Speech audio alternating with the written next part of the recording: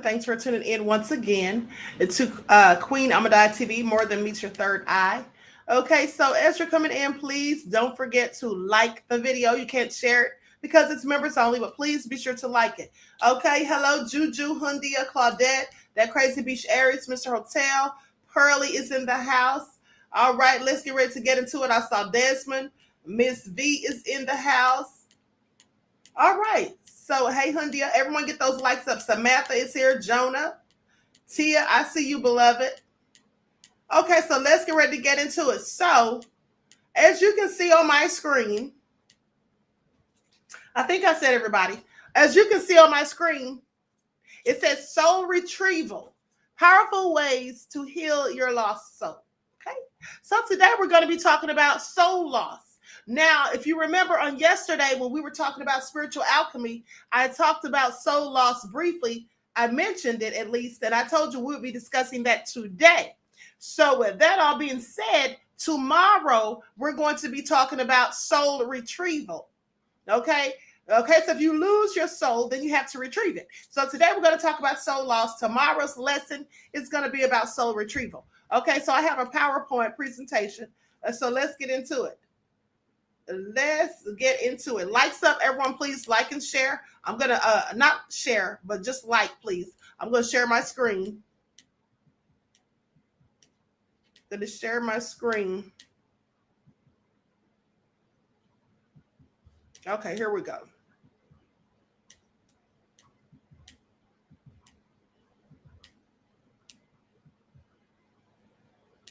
All right.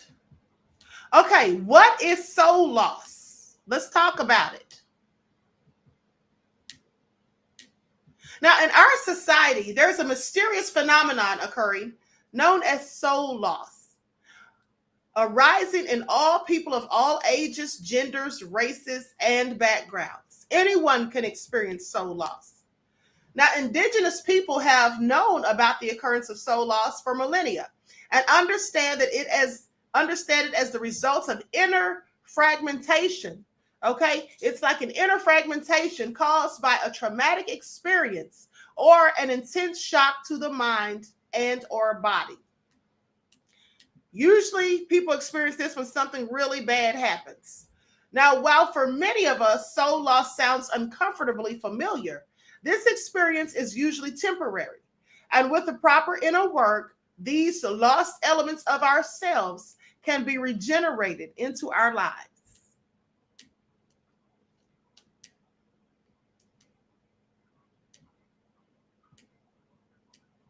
Don't forget to get those likes up. Now, when we experience soul loss, a part of our soul or living essence hides or shuts away, hindering us from expressing and experiencing our true potential and the wholeness as human beings. Oftentimes, entire aspects of our psyches are completely blocked out or repressed. Sometimes we repress memories when something tragic happens in our lives, or we experience certain types of trauma. It could have been something that happened during your childhood. But nevertheless, sometimes in life, we experience traumas and we don't want to think about it. So we try to put those things behind us. But sometimes these things can actually kill your soul. They can feel like, it's breaking you into little pieces of yourself. Now, as a practitioner of shamanism and its method of soul retrieval, soul loss was defined as the experience of the soul traveling to other realms or alternate realities and often being possessed by spirits. Now, in the shamanic perspective, when these parts of our soul are not recovered, we can't seem to find inner completion or wholeness.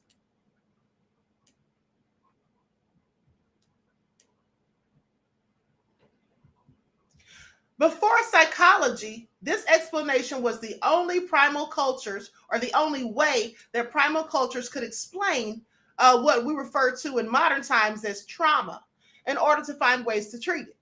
And it was immensely effective at the time. However, soul loss can now be approached from many different angles.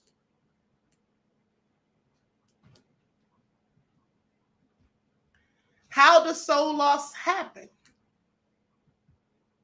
Sadly, in our modern world, soul loss is the rule rather than the exception. You see, as individuals, we lose connection with our souls or our true natures of ourselves. We do this every time we identify with our egos and seek to feel whole again through addictions, a stimulation seeking, dogmatic beliefs, conditional relationships, and workaholism. And I always tell you that people say they love you unconditionally, but most people love us with conditions. On the condition that you do something for them, you're giving something to them, or you let them treat you or behave a certain type of way. But there's a reason why we identify with the ego and disconnect with the soul in the first place. You see, it's a survival mechanism.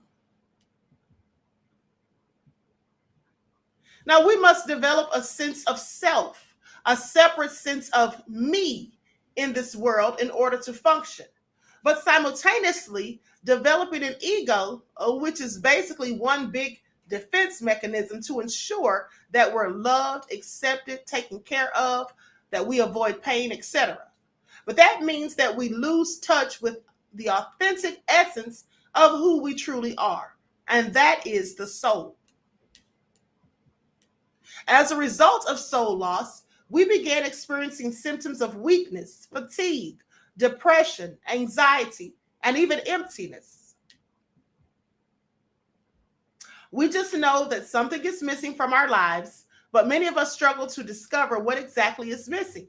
To understand soul loss as just a loss, a regular loss, or disconnection from the most vital parts of who we are, well, we are, or from who we are, it is known in psychology as disassociation. Okay, the root of many mental illnesses. And see, that's why I tell you, when you have things you're going through, when you're upset about something, or you're feeling some type of way, you're depressed or anxious or whatever, and you just keep things bottled up inside, that can literally make somebody go crazy. It can make them have like a mental breakdown. Okay, it's only so much people can take, so you have to talk about these things. That's why it's good if you feel like you're having any type of mental issues, it's good to speak to a counselor, a therapist. Now, the psychology behind soul loss. So how does the actual process of losing touch with our soul happen from a psychological standpoint? When we become disconnected from the root of who we are, an imbalance is then created within the psyche. Now, this disconnection grows through time and can be intensified by traumatic circumstances that have a tendency to fragment the psyche.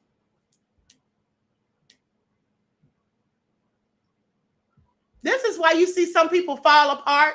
When something bad happens, they just can't hold it together. Some people can be in a bad breakup or a divorce, and they still, are standing strong. Everything's just going on. It's normal. They can go to work. They can still take care of the kids. They can do all these things. They just dust themselves off and keep it pushing.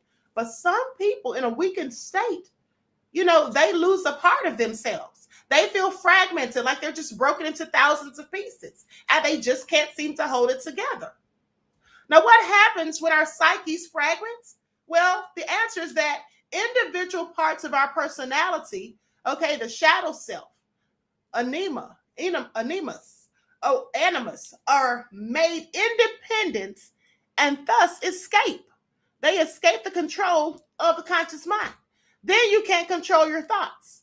Then you don't know what to do with yourself. You get confused. You get anxious. You start to worry and stress. Lingering in the unconscious mind, these parts of us long to be integrated and to be made conscious, and can resort to extreme measures to get our attention, such as suicidal. Sometimes people get in these shapes, these predicaments, and they have suicidal thoughts and tendencies. Okay, they suffer from depression, start feeling self-destructive and engaging in self-destructive behavior, like doing recreational drugs, drinking too much alcohol, smoking cigarettes, pack after pack, sudden rages, all of these things, outbursts and fits. What happens when one of our psychological complexes emancipates itself and becomes a tyrannical usurper of consciousness? Well, the result is an increasing feeling of being alienated from ourselves, from life, and from the divine. Now, at this stage, it sounds like you're just opening yourself up for spiritual warfare. If you're feeling like this, feels like you're just able to let demons just come on in. Okay, you're not feeling like yourself. You can't have you're not in touch with the divine, which is the Most High. Okay, and you're just having all these depressive thoughts. Yeah, that's pretty much when the demons come and start trying to influence you to do all sorts of nefarious things. Now, we may live with fear, guilt, and shame as a constant backdrop to our lives. And usually we feel numb, empty inside, and a sense of hopelessness that we try to smother with work, family life, friendship, gossip, and various addictions. Because you don't want to think about it. You just want to forget about all of that. So you try to find a whole bunch of other things to keep you busy. Soul loss is also known as disassociation. Soul loss is in a sense, is another way of saying disassociation.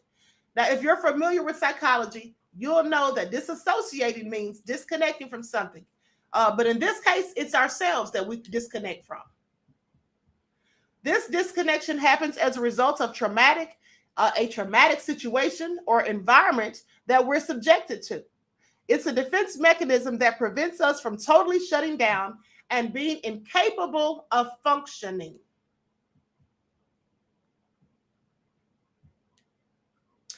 Now, here's a tragically very common scenario, okay, of disassociation and how it works. Imagine that a child has suffered from abuse or neglect.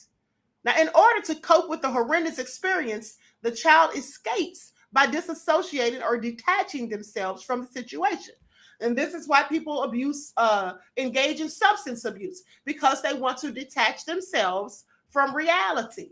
I told you that before. Like the person I spoke to that was a drug user, and they said, "Oh, I just do it to, forget about reality." Well, but when you come down off that high, reality is still sitting right there, looking you right in the face. But that's what children do. They ball up in a corner and they don't want to think about it, and they just want to imagine that everything is okay. So they detach themselves from it.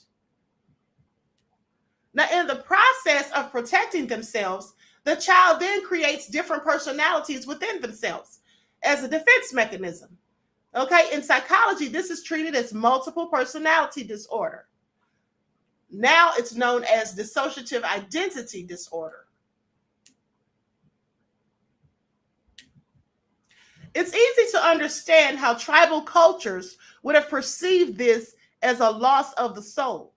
But essentially, psychological disassociation is nature's way of protecting ourselves against intense trauma and loss by blocking these wounding situations out, or these wounding situations out.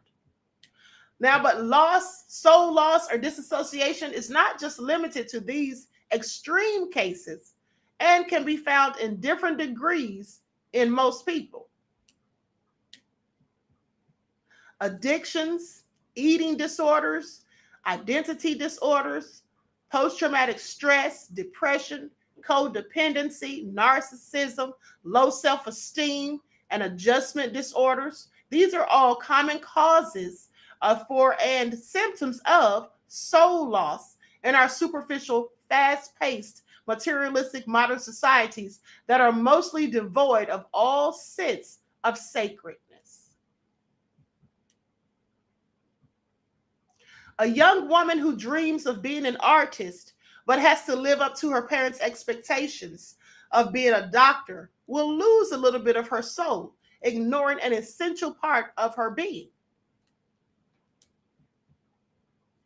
Or suppose the young woman does go ahead and follows her dreams of being that artist, but deep down, she still depends on her parents' approval. She then either blames them to avoid taking responsibility for not pursuing her passion, or she develops depression because she is not accepted by them. This story may sound familiar to some of you.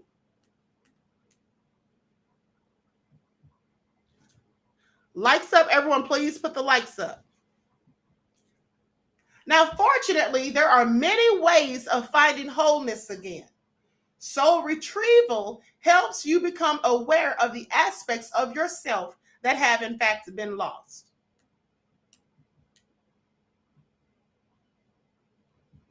Now, we do this by encouraging the development of authenticity, self exploration, self love, and self transformation. I'll explore some common soul retrieval practices with you in the next lesson. Soul loss and the spiritual awakening journey. Now, what happens after we experience soul loss? We go through an internal crisis, or what some scholars call a dark night of the soul, that leads to a deep spiritual awakening. Now, in fact, soul loss is typically what triggers an initiation into the mysteries of the inner world in the first place. You see, we get to a point where we just can't continue living with a sense of I'm sorry, I can't get the word out, existential emptiness and desolation any longer. Now, a thirst is born deep inside to find our true destiny place in this world. Okay, we need to find our destiny, what our goals are, why we were put here, what we are here to do. And sometimes that's hard. And we start having this yearning to find out what that is, to figure it all out. And that's usually when you're in your spiritual journey. And meaningful connection with the divine. Now, such is the beginning of our spiritual journey and the call to return home. How to reconnect with your soul. Mark 8:36 says, "For what shall it profit a man if he shall gain the world and lose his own soul?"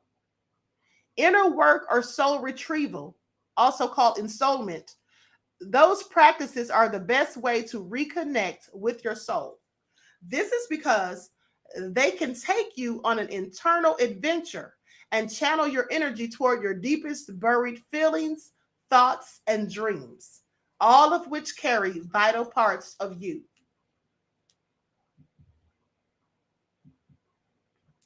Now, there are a multitude of inner work practices out there. Some of those particularly suited to soul retrieval may include inner child work, shadow work, art therapy, dream work, mirror work, archetype work. It also includes internal family systems therapy, plant medicine journeying. Undertake this with an experienced guide, of course, because you don't want to just be taking any types of medicinal herbs without knowing what they're for, or if you're taking other medication, if they'll interact with those negatively or not. Okay, meditation and mindfulness exercises. Visualization, which we talked about numerous of times, keeping a journal. I recently was telling you about that as well. Singing and chanting, nature immersion and ecotherapy, movement therapy like yoga, dancing, Zumba. Okay, choose a few areas you're interested in and stick with them for a period of a year or more. However, ultimately, use your own judgment. And if you feel overwhelmed by any of this, you can stop immediately.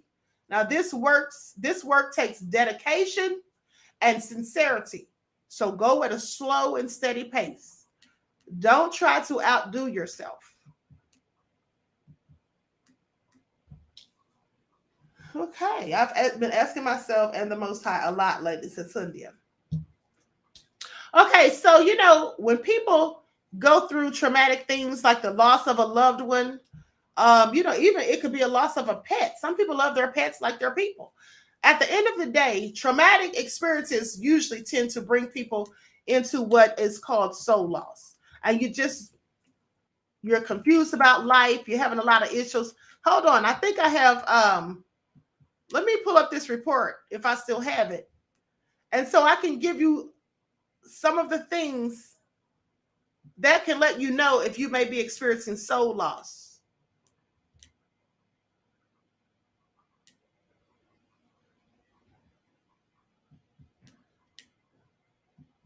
Let me see if this is it.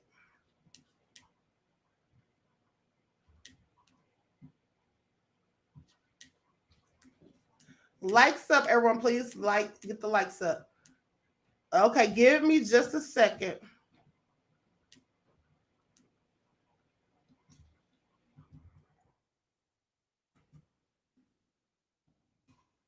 think this is it. I have a list of like 20 things that should let you know if you're experiencing it. Hold on just a second. I'm trying to find the link.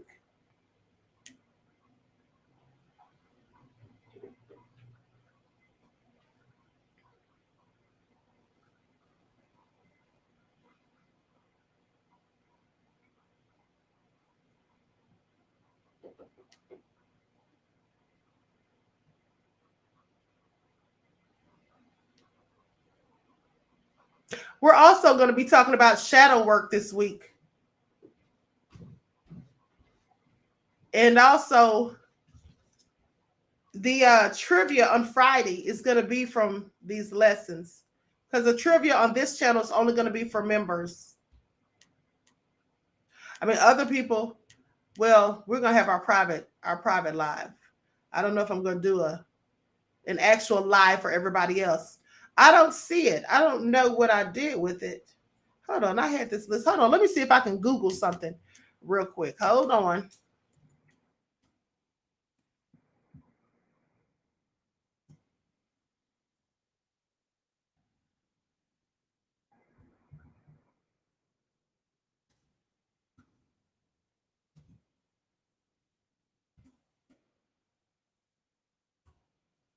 Okay, here we go.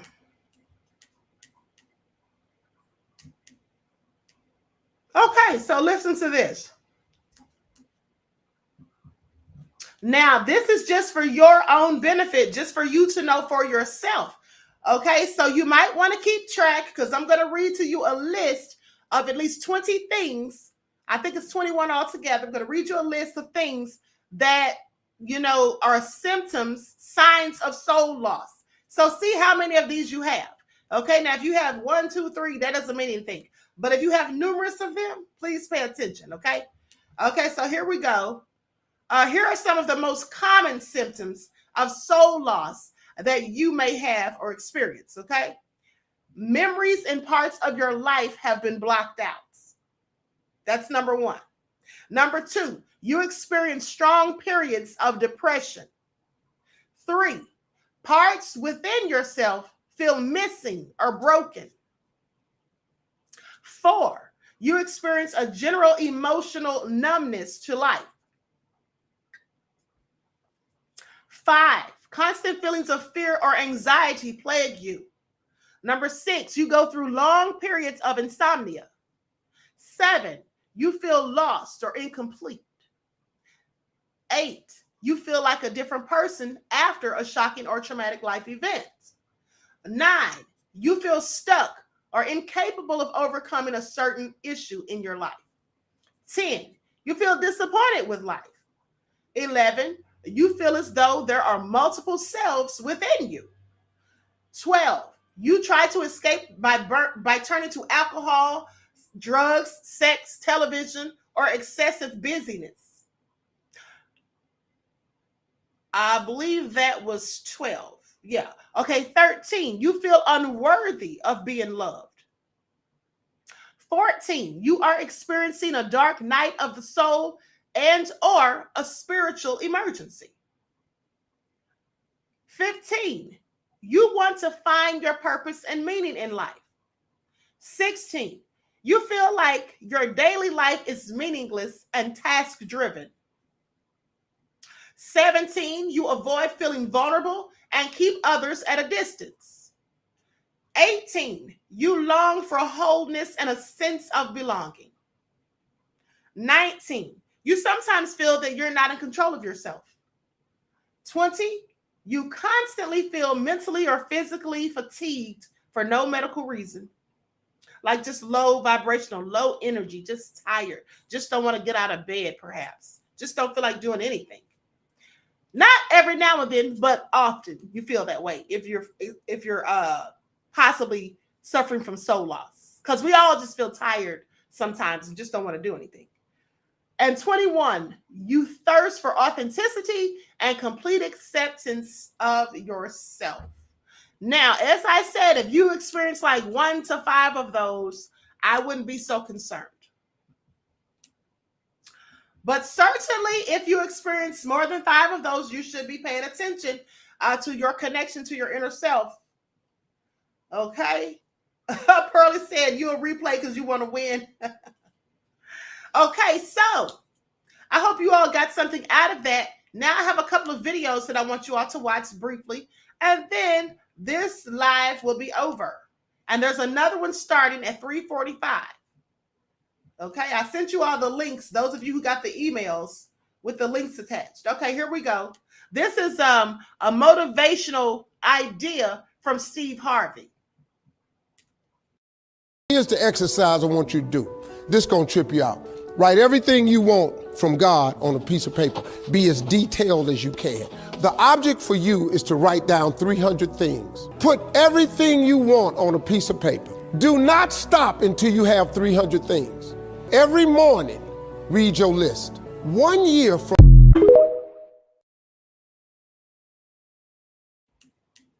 Okay, so try that and see if it works for you, because I don't know, it cut off, but I think he was trying to say 1 year from now you'll have manifested some of those things. So we'll see. I'll try it. I'll definitely try it.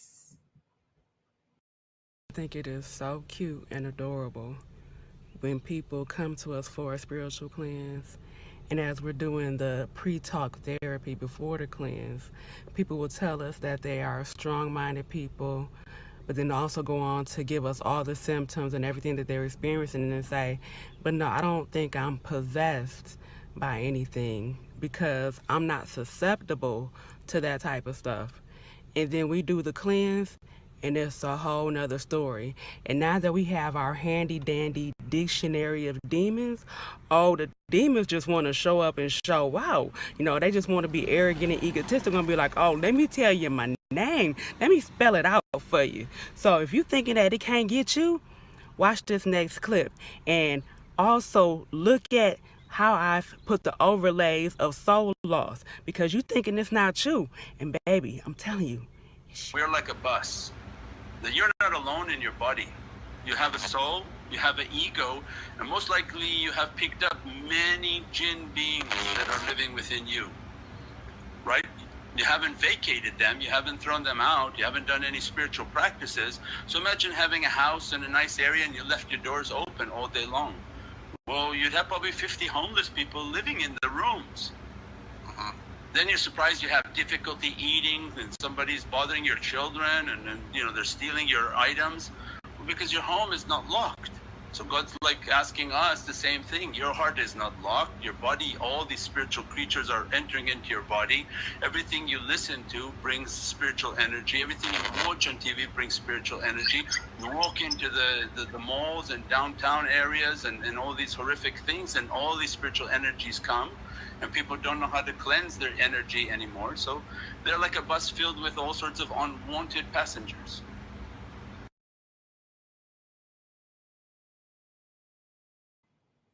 You all heard that? They're like a bus filled with unwanted passengers.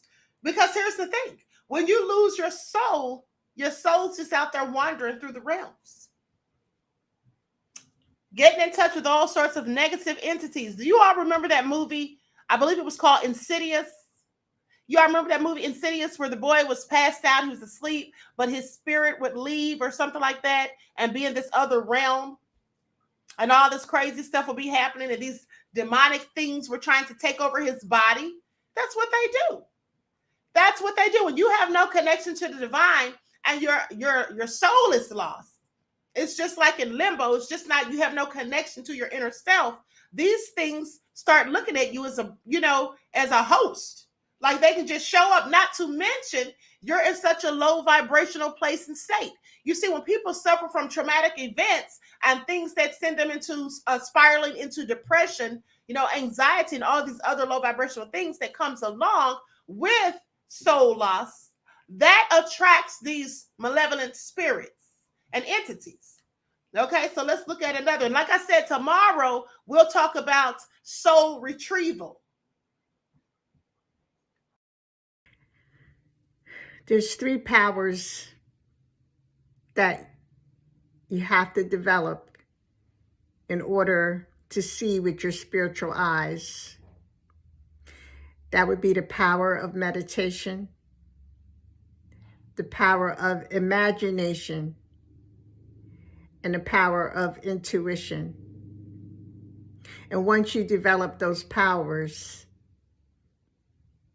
your spiritual mind opens and you start to understand and see what was hidden by the ego mind, and understand that there's more to life, more to existence than the physical realm. Thank you and have a blessed day. All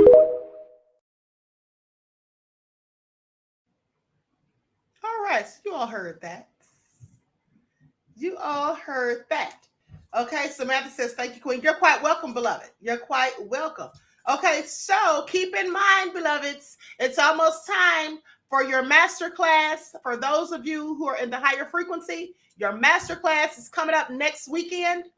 And then the new ebook is also coming up next weekend. All right?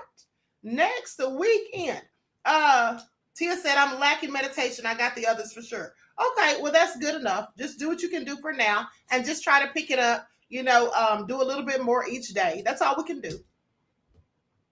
So with that all being said, I hope you all enjoyed this presentation, and we'll be talking about soul retrieval tomorrow. So everybody have your pens and paper ready. Okay, with that all being said, you're welcome, Claudette.